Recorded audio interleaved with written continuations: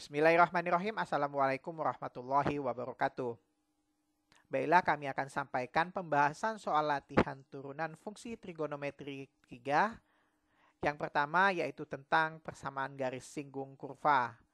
Diketahui kurva Y sama dengan 3 kali sin X dan absisnya atau nilai X atau nilai X1 sama dengan pi per 3 yang kalau kita konversi dalam bentuk derajat hasil nilainya sama dengan 60 derajat. Yang ditanya adalah persamaan garis singgung kurva Y yang melalui absis pi per 3.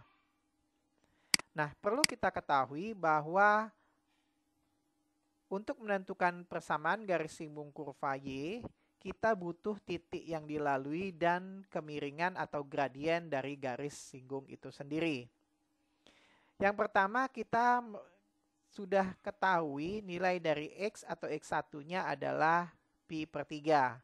Nah, bagaimana menentukan nilai Y-nya? Nilai Y atau nilai Y1 bisa kita tentukan dengan cara mensubstitusi nilai X yang sudah diketahui ke dalam bentuk persamaan kurvanya, yaitu bentuk persamaan kurvanya adalah Y atau Y1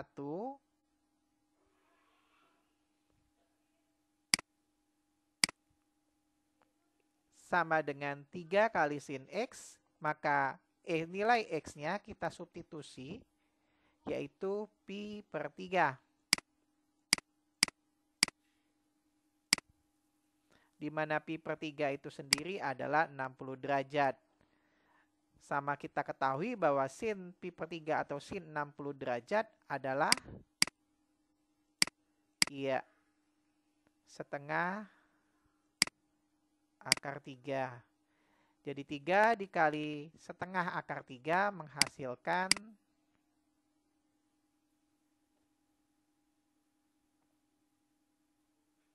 betul 3 per 2 akar 3.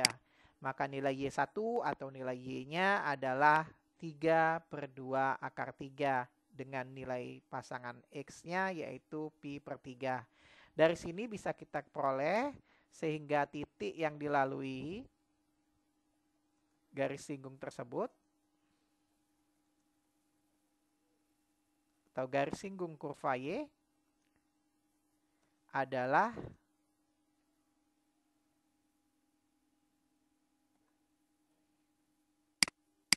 absisnya adalah pi per 3, sedangkan ordinat atau nilai Y-nya adalah 3 per 2 akar 3. Sudah diketahui nilai titik yang dilalui oleh kurva, maka kita tentukan gradien dari garis singgung itu sendiri. Nah, hubungan gradien dengan turunan itu turunan pertama dari fungsi adalah gradien garis singgung.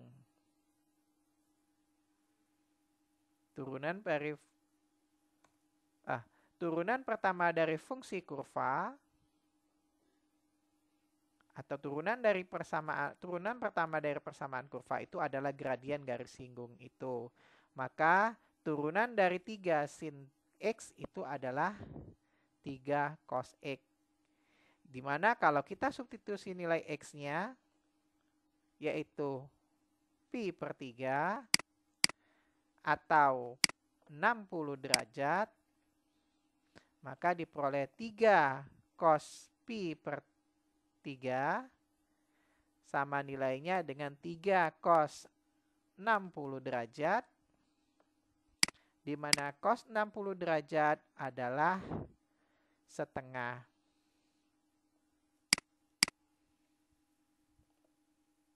Nah, untuk besaran ini tidak perlu Anda hitung dalam bentuk desimal, jadi buat dalam bentuk pecahan saja. Maka diperolehlah gradien garis singgungnya adalah 3 per 2. Titik singgung sudah diketahui yaitu pi per 3, 3 per 2 akar 3. Dan gradiennya sudah diketahui adalah 3 per 2, maka persamaan garis singgungnya bisa kita tentukan dengan menggunakan rumus persamaan garis yang melalui titik X, Y atau X1, Y1 yang bergradien M, yaitu, ada yang masih ingat? Y min Y1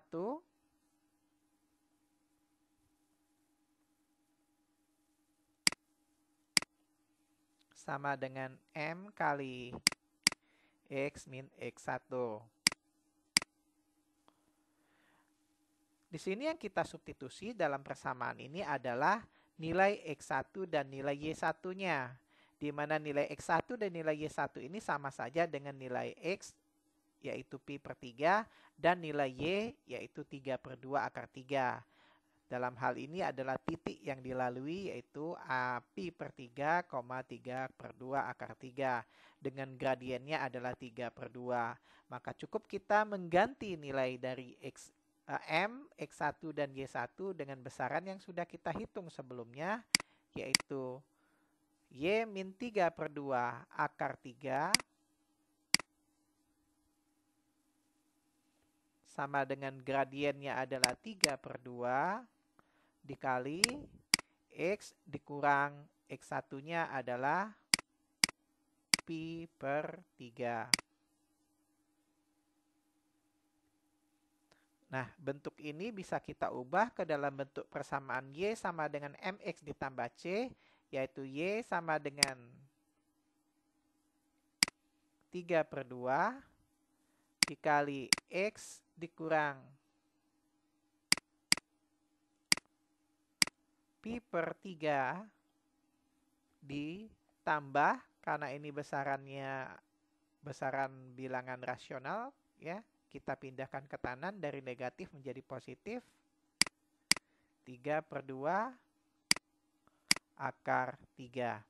Nah, inilah persamaan garis singgung yang kita cari, di mana persamaan garis singgung kurva Y sama dengan sin 3X dengan absis pi per 3 adalah Y sama dengan 3 per 2 dikali X dikurang pi per 3 ditambah 3 per 2 akar 3. Bagaimana, Anda sudah paham? Baik, kita lanjut ke soal kedua. Untuk soal nomor 2, diketahui persamaan kurvanya adalah sin X, Y sama dengan sin X ditambah cos X, di mana kurvanya itu dibatasi untuk nilai X-nya antara 0 sampai dengan pi atau 0 sampai dengan 180 derajat. Nah, garis singgung yang diketahui itu memotong sumbu X di titik A. Memotong sumbu X, nilai Y-nya berarti adalah 0. Maka boleh kita buat garis singgung memotong sumbu X di titik A, yaitu X1, 0. Di mana nilai Y1-nya adalah 0. Jadi di sini boleh kita simpulkan nilai Y itu sendiri adalah 0. Nilai Y1-nya adalah 0. Yang ditanya persamaan garis singgung, dari sini kita tahu bahwa nilai Y1-nya 0. Bagaimana kita menghitung nilai X1-nya? Dari sini bisa kita pahami bahwa nilai Y1 ini sesungguhnya adalah nilai Y itu sendiri. Ya. Jadi di sini kita dapat kesimpulan untuk mencari nilai X1 atau X, itu kita mensubstitusi nilai Y1 atau nilai Y ini ke dalam persamaan Y sama dengan sin X, sin X ditambah cos X. Ya. Jadi kita substitusi dari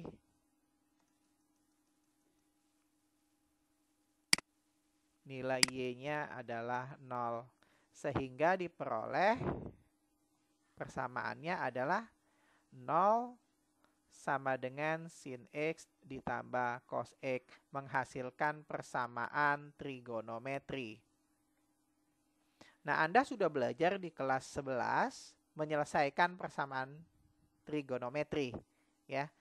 Nah, sin X ditambah cos X sama dengan 0. Kalau kita pindah ruas untuk cos X-nya menghasilkan sin X sama dengan min cos X. Di mana nilai X itu sendiri dibatasi antara 0 dan pi. Ya, sesuai informasi yang kita peroleh pada soal.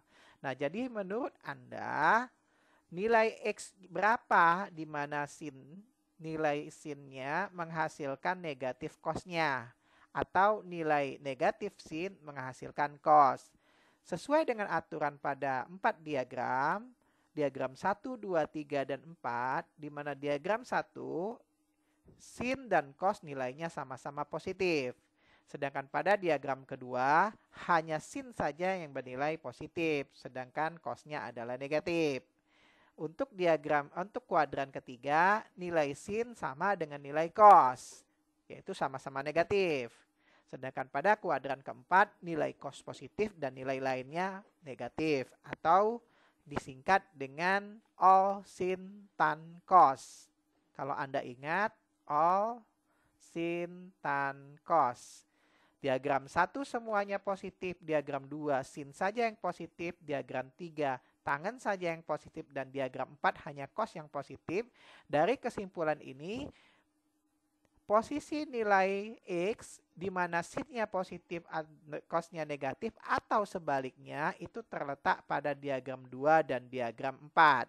Tapi pada permintaan soal, besaran X itu terletak antara diagram 1 dan diagram 2. Maka nilai X yang memenuhi adalah yang terletak pada diagram kedua, yaitu sin, di mana nilai sin besarnya sama dengan nilai cos, itu adalah 135 derajat.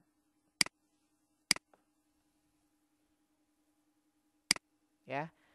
Nilai X yang memenuhi untuk persamaan sin X sama dengan min cos X yang terletak antara 0 kurang dari X kurang dari pi adalah 135 derajat. Sehingga kalau kita langsung masukkan ke persamaannya, titik A itu adalah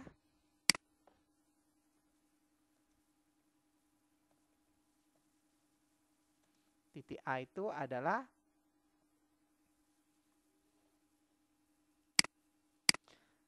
135 derajat, 0.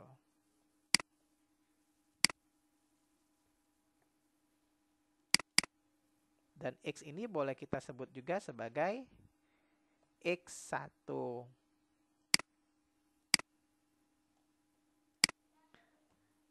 Nilai X1 sudah dapat, nilai Y1 sudah dapat. Maka kita hitung kemudian adalah nilai gradiennya, ya, atau M-nya. Di mana M itu adalah turunan pertama dari Y, yaitu turunan dari sin X ditambah cos X. Turunan dari sin adalah cos, sedangkan turunan dari cos adalah min sin X. Saya ulangi, Y sama dengan sin X tambah cos X, turunan dari Y, turunan dari sin adalah cos, turunan dari cos adalah min sin, sehingga diperoleh Y aksen sama dengan cos X dikurang sin X, di mana besaran X-nya adalah 135 derajat. Kita substitusi.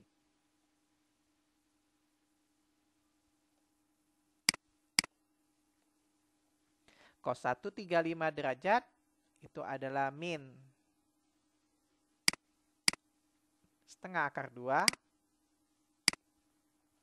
Sedangkan sin 135 derajat adalah plus setengah akar 2. Min setengah akar 2 hasilnya adalah min akar 2. Jadi di sini sudah kita peroleh lagi nilai gradiennya adalah min akar 2. X1-nya 135, Y1-nya adalah 0. Sehingga persamaannya Y min Y1 sama dengan MX min X1.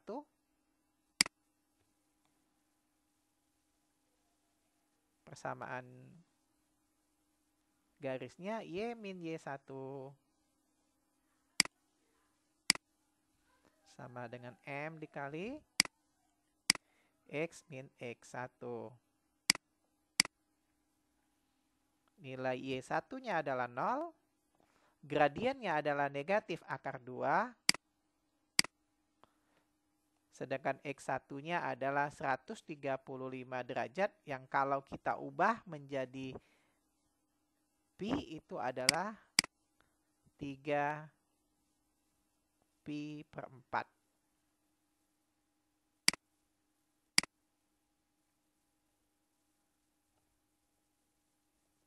Ntar saya ubah dulu ya. X dikurang 3 pi per 4. Dengan bentuk akhirnya adalah persamaan garis singgungnya yaitu min akar 2 dikali X min 3 pi per 4. Nah, inilah garis singgung yang kita cari.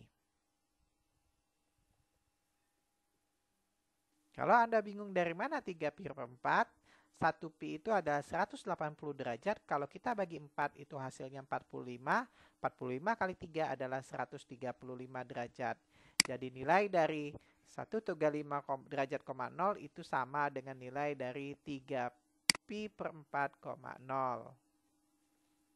Kita lanjut dengan soal ketiga, yaitu menentukan fungsi naik dan fungsi turun dari fungsi fx sama dengan sin x dikurang cos x untuk nilai x antara 0 sampai dengan 2pi atau 0 sampai dengan 360 derajat.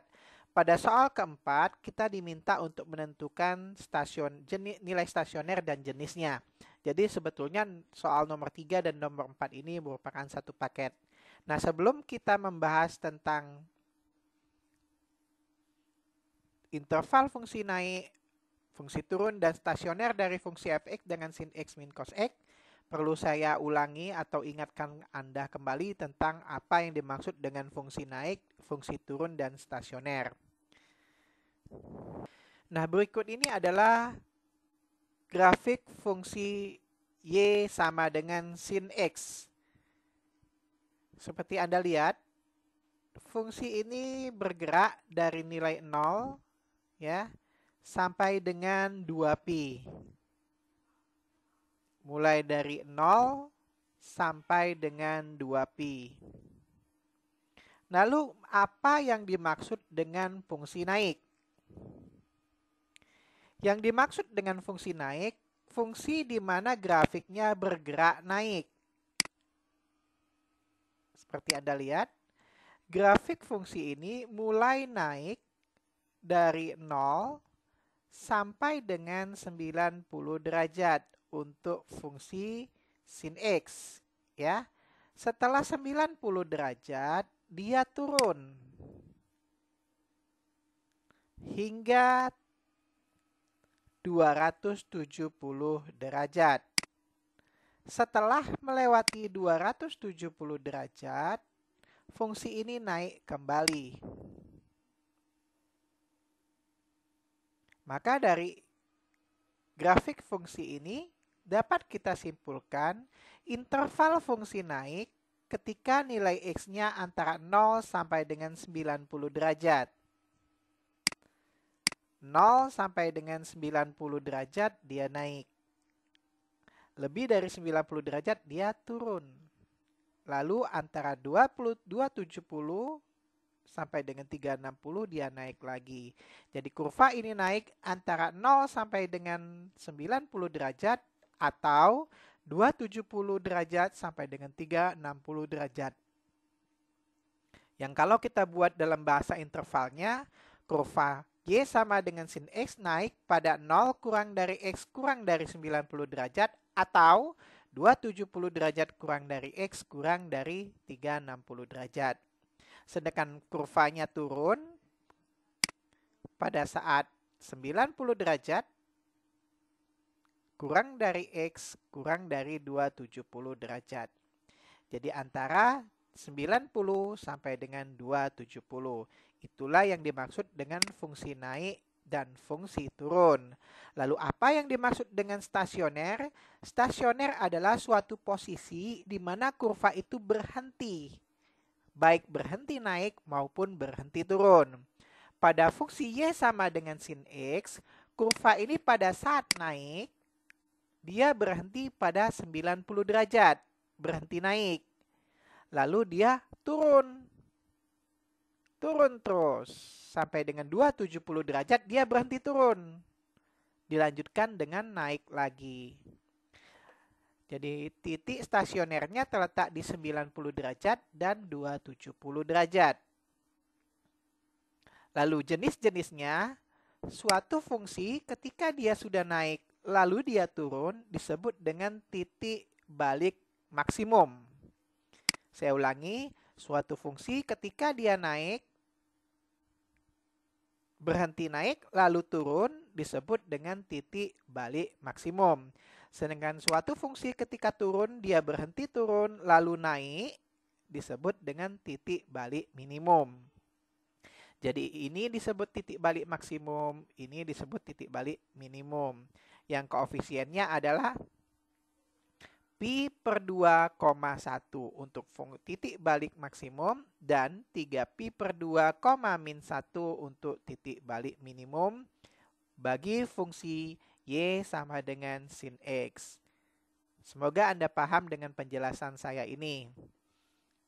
Baiklah, kita lanjut ke pembahasan tadi. Fungsinya adalah fungsi sin X dikurang cos X untuk 0 kurang dari X sampai dengan 2pi.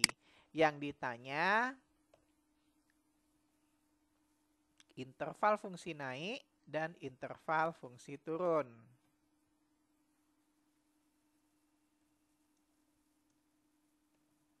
Untuk soal nomor 3.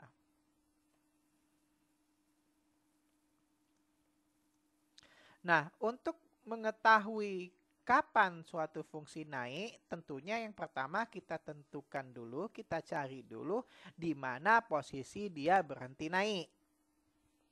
Atau di mana dia posisi berhenti turun. Dengan kata lain kita tentukan dulu stasionernya. Nah, untuk tahu stasioner itu diperoleh kalau turunan pertama fungsinya bernilai 0.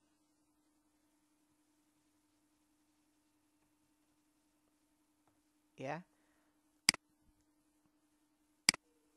Nah, stasioner ini kita peroleh dari nilai fungsinya bernilai 0. Maka kalau kita hitung, turunan pertama dari fungsi fx itu turunan dari sin adalah cos. Turunan cos adalah min sin. Min ketemu min sin x sama dengan 0. Sehingga diperoleh si min ketemu min di sin ini menjadi cos, menjadi plus maksudnya, ya. Sedang cosnya sudah positif. Jadi turunan dari sin adalah sin, turunan dari min cos adalah cos.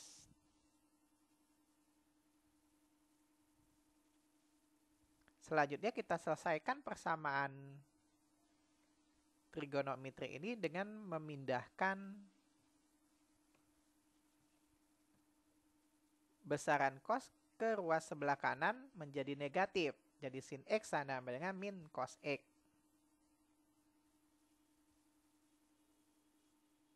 Mirip dengan soal sebelumnya.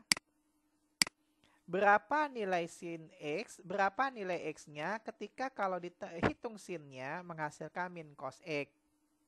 Dengan batasan antara 0 sampai dengan 2pi.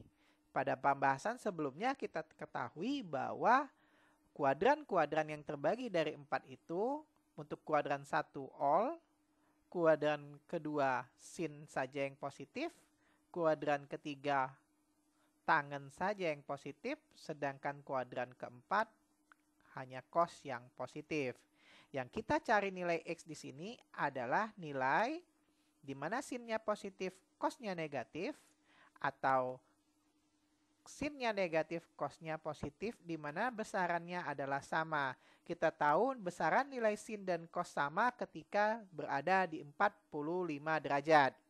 Nah, nilai 45 derajat pada kuadran 1, 45 derajat pada kuadran 1 nilainya sama pada 135 derajat pada kuadran 2.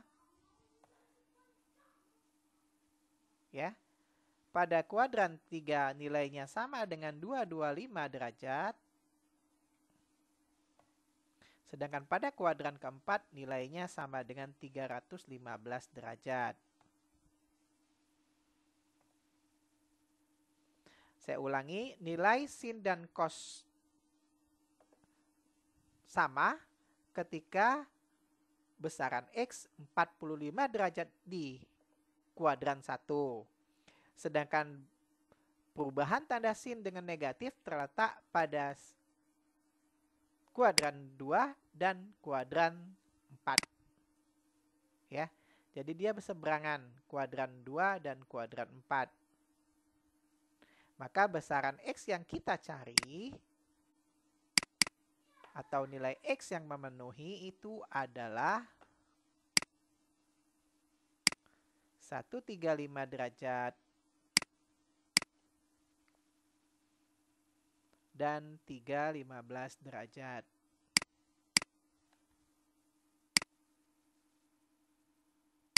Maka stasionernya sudah kita peroleh, kita buat garis bantunya.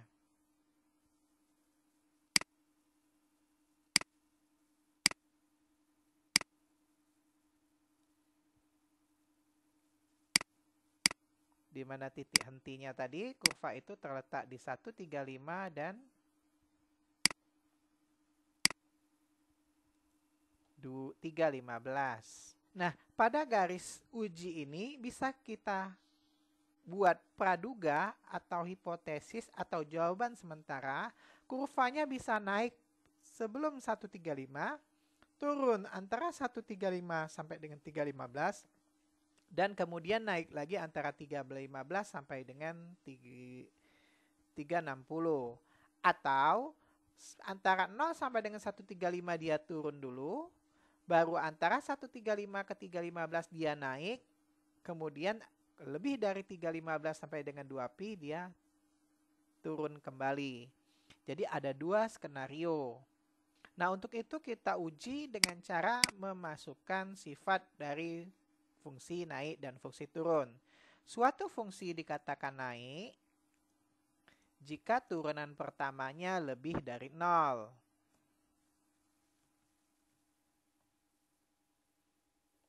Sedangkan suatu fungsi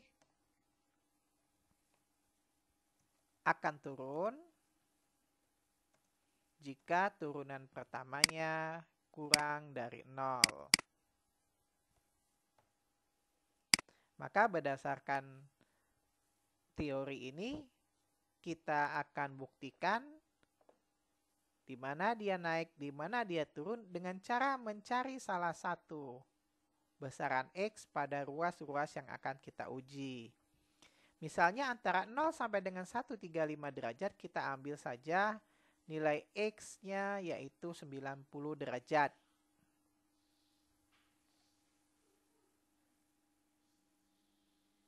Untuk X sama dengan 90 derajat yang kita uji antara 0 sampai dengan 135 derajat, diperoleh turunan pertamanya adalah sin X ditambah cos X, maka sin 90 derajat ditambah cos 90 derajat, sin 90 adalah 1, cos 90 adalah 0, maka diperoleh H1.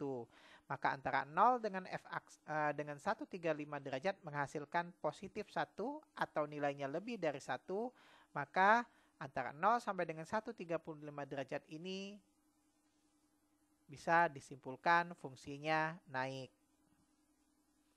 Maka kita beri tanda tambah pada 0 sampai dengan 130 derajat.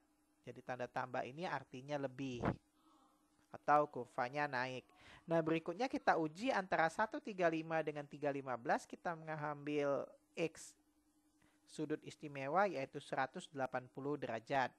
Untuk X 180 derajat yang kita uji antara 135 sampai dengan 315 diperoleh sin X ditambah cos X sama dengan sin 180 derajat ditambah cos 180 derajat sin 180 derajat adalah 0. Sedangkan cos 180 derajat adalah min 1, sehingga 0 ditambah min 1 menghasilkan min 1. Jadi kalau Anda bingung, ini saya buat plus dulu ya. Plus satunya ini adalah min 1.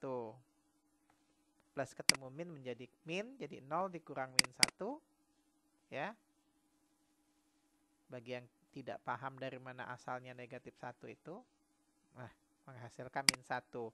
Maka untuk besaran X antara 135 sampai dengan 315 kita kasih tanda kurang atau grafiknya akan menurun. Jadi di sini naik, di sini turun karena nilainya kurang dari 0. Sedangkan antara 315 sampai dengan 360 kita ambil besaran X-nya yaitu 330. Jadi untuk besaran 330 diperoleh f aksen X sama dengan sin X ditambah cos X menghasilkan sin 330 ditambah cos 330. Sin 330 itu adalah negatif setengah, sedangkan cos 330 adalah setengah akar 3. Kalau kita lihat nilai setengah akar 3 lebih dari min setengah, maka hasilnya pastilah positif. Dengan demikian, pada kuadran pada 315 sampai dengan 360 menghasilkan positif, maka fungsinya naik. Dari perhitungan ini bisa kita peroleh dua kesimpulan. Yang pertama, fungsi naik pada interval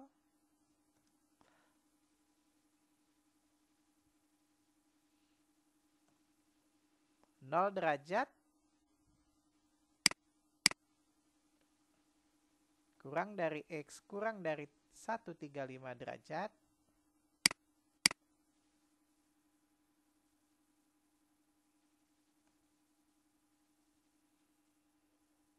atau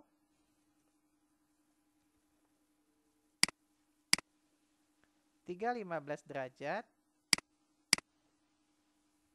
kurang dari X kurang dari 360 derajat atau 2pi.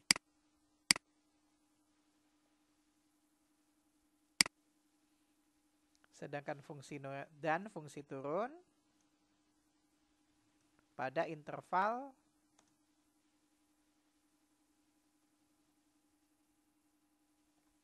satu tiga lima derajat kurang dari X kurang dari 315 derajat.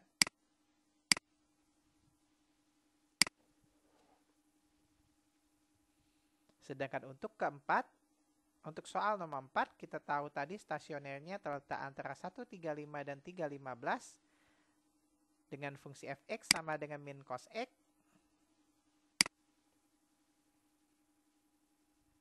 Ya. Maka nilai stasionernya itu diperoleh ini ya. 135 dan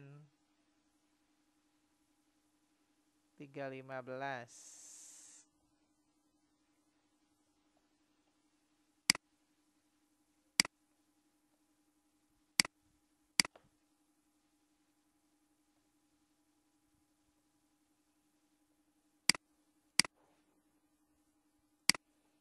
Maka yang pertama untuk 315 135 dulu. 135 derajat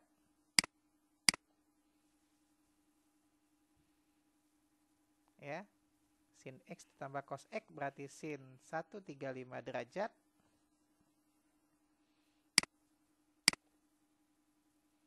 dikurang cos 135 derajat.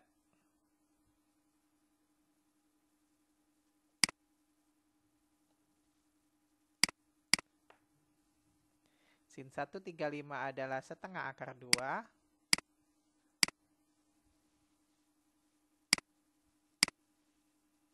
Sedangkan cos 135 derajat adalah min setengah akar 2.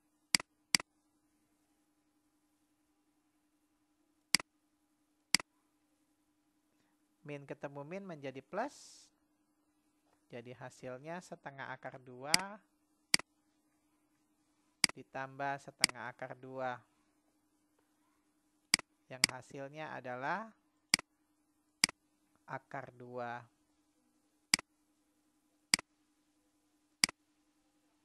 Ini nilai stasioner yang pertama.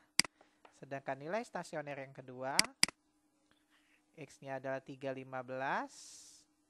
Berarti sin 3,15 dikurang cos 3,15. Sin 3,15 adalah min setengah akar 2. Cos 3,15 adalah setengah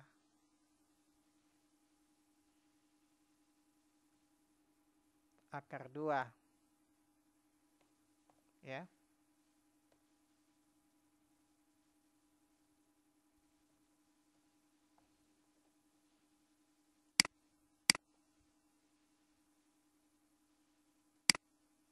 Setengah akar 2. Sorry. Jadi min setengah akar 2 min setengah akar 2 menghasilkan min akar 2. Maka titik stasionernya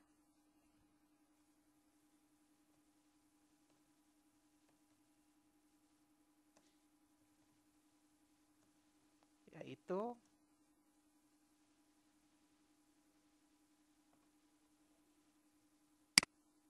135 derajat, koma akar 2, dan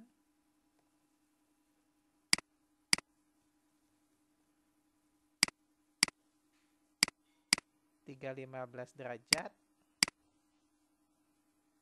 koma min akar 2. Lalu apa jenisnya?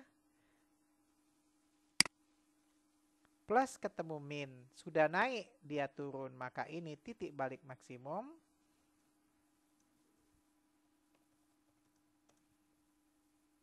Sedangkan plus ketemu min sudah turun dia naik disebut dengan titik balik minimum.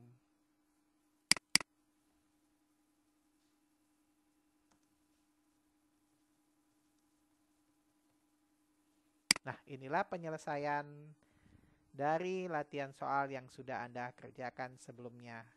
Cukup sampai di sini. Wassalamualaikum warahmatullahi wabarakatuh.